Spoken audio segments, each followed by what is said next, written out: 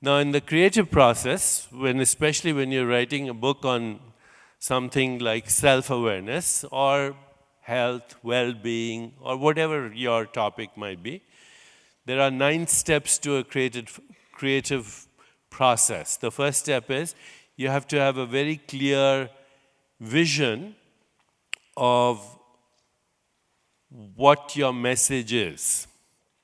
So you can ask yourself, what is the basic message of my book?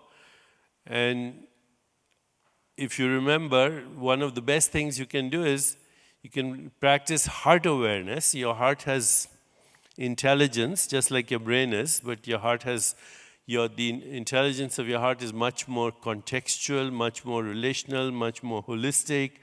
It doesn't have a win-lose orientation, which we call intuitive intelligence. So you put your awareness here and you say, what's my intended outcome? What's my fundamental message? And then you just stay with the question. You don't need to answer the question. Stay with the questions. And what will happen is you'll experience sensations, images, feelings, and thoughts. Acronym SIFT, sensations, images, feelings, and thoughts. Write down the sensations, images, feelings, and thoughts that you experience. So that's your intended outcome or intended vision or basic fundamental message. That's the first step.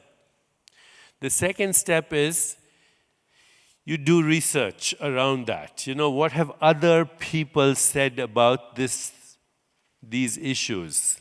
So you gather information and you are diligent in doing that. You don't want to say something exactly like somebody else has said it, but it helps for you to know what other people have done that. So gather as much information and stay with it for a while.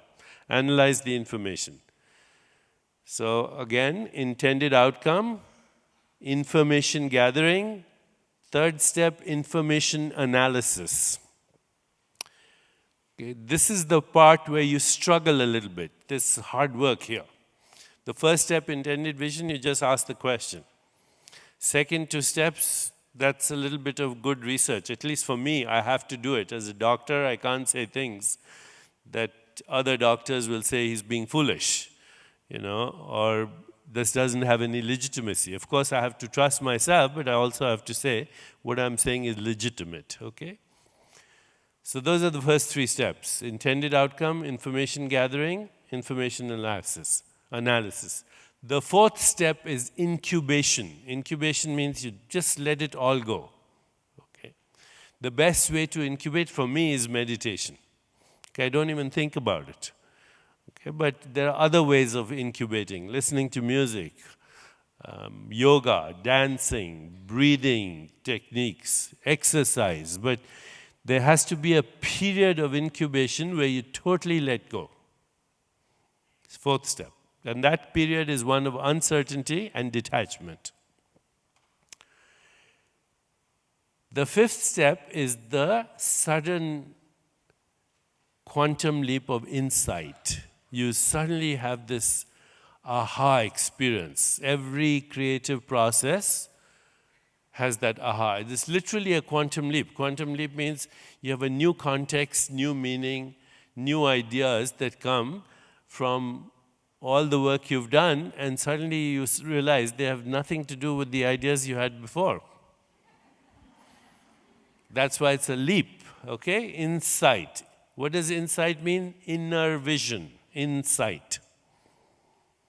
If the insight comes from your soul, which it must if it is a really good insight, not from your mind, then that leads to inspiration. Inspiration, the word itself means to be in spirit, not motivation. Motivation is weak. Motivation is mental. So that's why when you're motivated, enthusiasm runs out very fast. You join the club to exercise, after 15 days you're not going there anymore. Okay. So motivation is mental, inspiration is spiritual. Inspiration, when it occurs, there's no going back. Okay, you feel enthusiastic. You know, it's very interesting, these words. Inspiration means to be in spirit, enthusiastic, on theos, to be in touch with God, to be one with God. Those are the root words. Okay, enthusiasm means to, to connect with God. Inspiration means to be in touch with spirit. So there's no going back once you're inspired. Then the next step is implementation. Implementation is now you start writing, and you'll see it's very joyful to do that when you're inspired.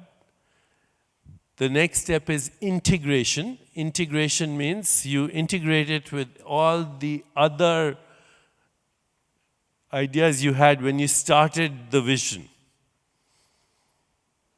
You integrate it. And finally, the last step is incarnation. Incarnation means death and resurrection. Death of the old paradigm, as Harry was saying, and resurrection, birth of a new paradigm. Okay, so for purposes of remembering, these are the 9 I's of creativity. Intended outcome, information gathering, information analysis, incubation, insight, inspiration, integration, incarnation.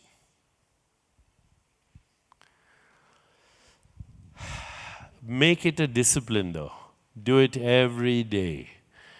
Don't let even one day go without writing. And don't write because you want to get published. Okay? Write because you have something very important to say from the level of your soul. I don't know what else I can say to you. The elements of good storytelling I've just said. And remember what I started with. Every great story is a love story. Okay? Thank you very much.